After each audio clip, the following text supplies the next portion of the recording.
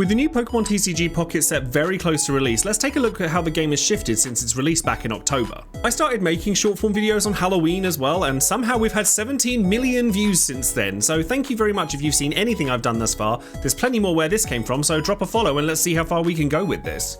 When Genetic Apex was the only set available and the game had just come out, water decks featuring Misty and Articuno were the deck on everybody's lips, as the ability for Misty to steal games from turn 1 was certainly problematic for a lot of people.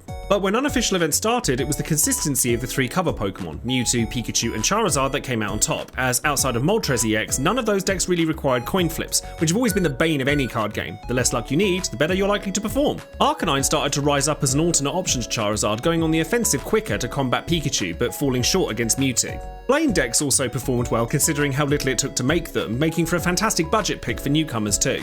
Then of course Mythical Island came around, and rather than turning the game on its head, added multiple new decks to the meta that didn't invalidate any of the existing ones, which is honestly pretty impressive from a design standpoint. Mew would see play in a wide variety of decks as a sleeper pick, and Celebi came out as the obvious deck alongside Serperior. This did very well in casual play, but because the luck factor is heavier in this deck, it actually wasn't until more recently that it started to really do well and win in events. Instead, it was Gyarados EX, a move I certainly didn't see coming at the time and continue to rightfully get grilled about, though I will say a lot of other people thought the same as me at the time. As well as Golem, or more specifically the rise of Druddigon and decks that were able to stall out that made big waves within the meta.